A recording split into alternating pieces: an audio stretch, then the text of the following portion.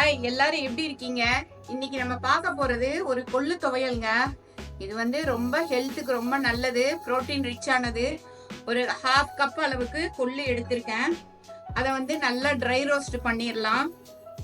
பாருங்க, 5 மினிட்ஸ் வறுத்தோம்னா ஒரு ஃப்ளேவர், சூப்பரான ஒரு ஃப்ளேவர் கிடைக்கும்.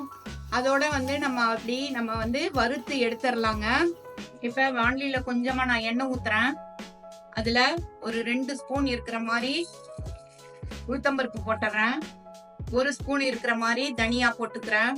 சீரகம் சும்மா கொஞ்சமா போட்டா போதும். தேவையான அளவு ரெட் சில்லி போட்டுறேன். 2 கிரீன் சில்லி பாருங்க, ஸ்பிளிட் பண்ணி வச்சிருக்கேன், அதை போட்டுறேன்.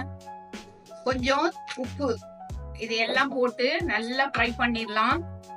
இப்ப லைட்டா ஒரு 1/4 ஸ்பூன் இருக்கிற மாதிரி எண்ணெய் ஊத்திக்கலாம். வாண்டில 5-6 பல்லு இருக்கிற மாதிரி பூண்டு போட்டுடலாங்க. அப்புறம் சின்ன வெங்காயம் ஒரு 5-6, அதையும் போட்டு நல்லா ஃப்ரை பண்ணிடலாம். அது கூட சின்ன எலுமிச்சைப்பழ சைஸு புளி எல்லாமே நல்லா ஃப்ரை ஆயிருச்சுங்க. ஒரு சின்ன நெல்லிக்காய் சைஸ் அளவு புளிய பிச்சு போட்டிருக்கேன். வெங்காயம் பூண்டோட நல்லா ஃப்ரை ஆயிரட்டும்.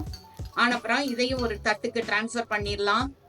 கொள்ளு துவையலுக்கு வறுத்து வச்ச எல்லாத்தையுமே மிக்சியில் போட்டு நல்லா நைஸாக அரைச்சி கொண்டு வந்துடலாங்க. ஃபஸ்ட்டு இந்த ட்ரை பவுடர் பண்ணிக்கலாம்.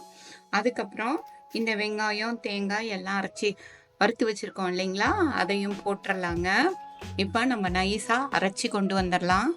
இந்த ஸ்டேட்டுக்கு நல்லா நைஸாக அரைச்சி கொண்டு வந்துடலாங்க. தேவையான அளவு தண்ணி ஊற்றலாம். நல்லெண்ணெயில் தாளிச்சாதான் ரொம்ப சூப்பராக இருக்கும். கடுகு நல்லெண்ணெய் போட்டு தாளிச்சாச்சுங்க. சுட சுட சாதத்துக்கு ரொம்ப நல்லா இருக்கும். அதே மாதிரி இட்லி தோசைக்கும் சூப்பராக இருக்குங்க. தேங்க்யூ.